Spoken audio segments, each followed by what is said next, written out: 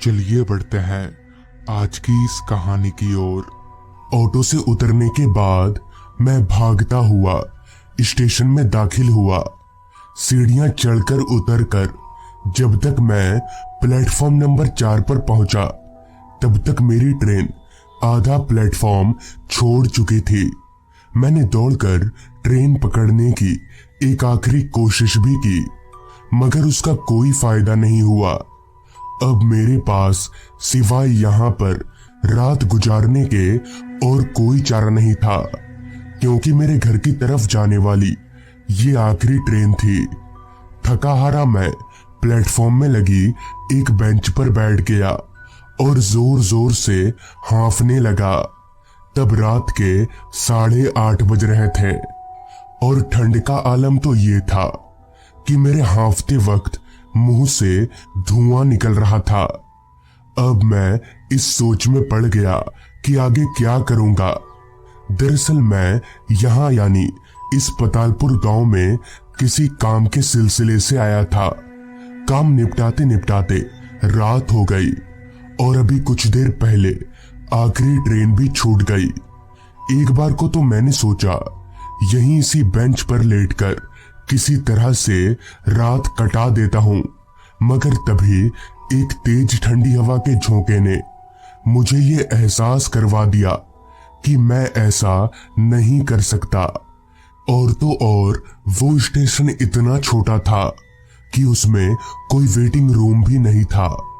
ये तो पक्का था कि मैं स्टेशन में नहीं रुकने वाला।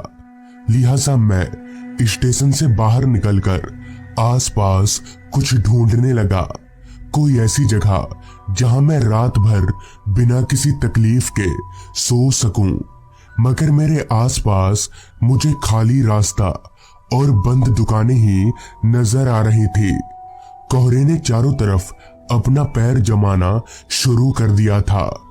अभी मैं आगे के बारे में सोच ही रहा था कि तभी मुझे मेरे कंधों पर पीछे की तरफ से किसी का ठंडा हाथ महसूस हुआ।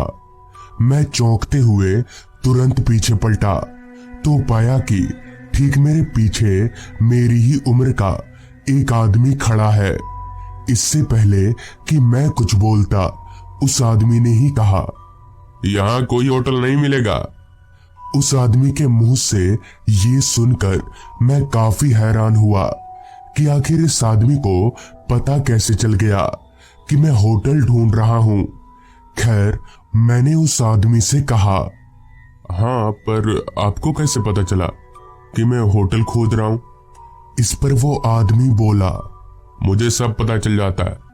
हालांकि होटल तो नहीं, पर एक जगह है जहां आप रात गुजार सकते हैं।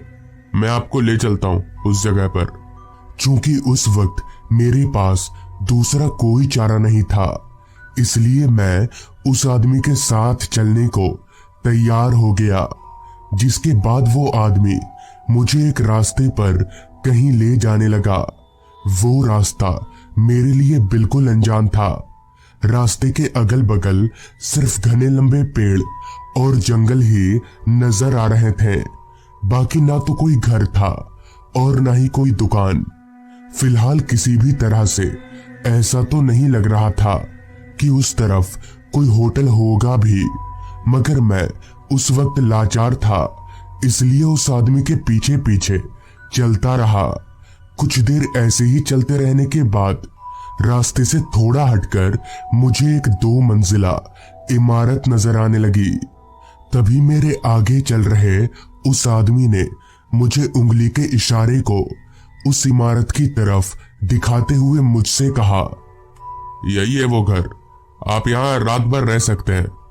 मुझे उसी वक्त भाड़े की बात कर लेना ठीक लगा। फिर जब मैंने उस आदमी से भाड़े के लिए पूछा तो उसने कहा, जी, हम किसी से भाड़ा नहीं लेते, बस हमारा एक नियम है, अगर आप एक बार इस घर में अंदर चले गए तो कल सुबह से पहले बाहर नहीं निकल सकते। मैंने सोचा कोई बेवकूफ ही होगा जो इतनी ठंड में बाहर निकलेगा। ऊपर से मुझे मुफ्त में रात गुजारने की जगह मिल रही थी, जिस वजह से मैंने बिना कुछ सोचे समझे उस आदमी को हाँ बोल दिया। थोड़ा और चलकर हम लोग उस घर के नजदीक पहुंचे। घर की हालत ना तो बहुत ज्यादा अच्छी थी और ना ही काफी ज्यादा बुरी, मतलब ये कि रहने लायक था। फिर उस आदमी ने घर के दरवाजे पर लटक रहे ताले को खोला और हम दोनों घर के अंदर गए। घर के अंदर पूरा अंधेरा ही अंधेरा छाया हुआ था, जिस पर मैंने उस आदमी से पूछा, यहाँ इतना अंधेरा क्यों है? तो इस पर वो आदमी बोला, लाइट नहीं है यहाँ पर। खैर, जैसे तैसे वो आदमी मुझे एक कमरे में ले गया और बोला, आप आराम से यहाँ पर सो जाइए, मैं बाहर ही बैठा हूं। अगर कोई दिक्कत हो तो मुझे एक बार आवाज लगा दीजिएगा। इतना बोलकर वो आदमी उस कमरे से बाहर चला गया।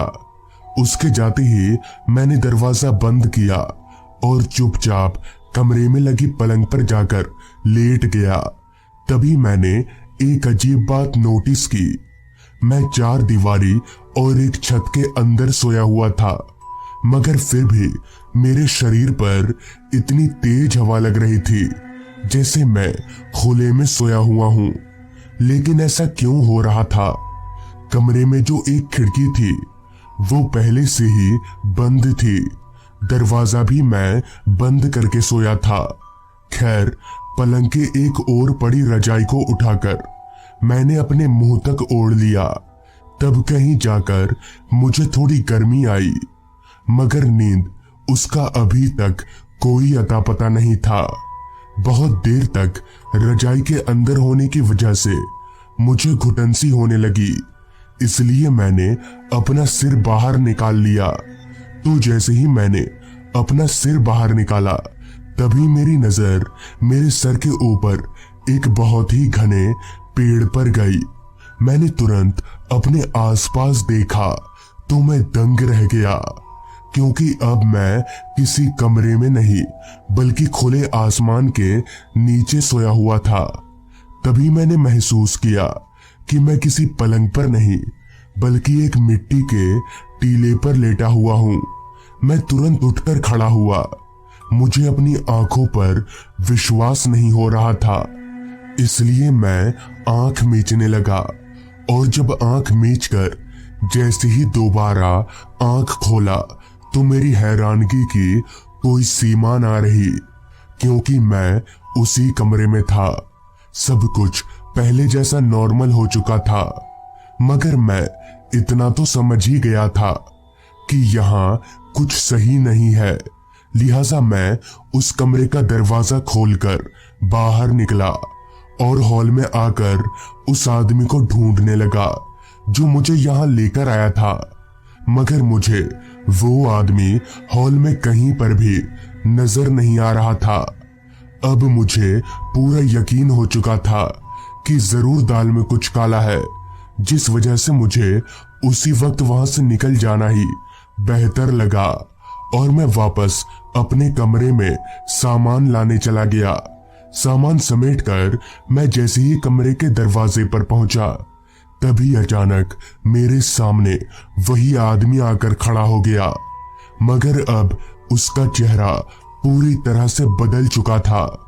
उसकी आंखें पूरी तरह से काली पड़ चुकी थी और चेहरे पर किसी धारदार खंजर के निशान थे।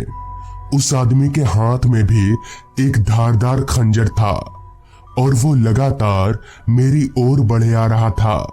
मुझे समझ नहीं आ रहा था कि अब क्या करना चाहिए।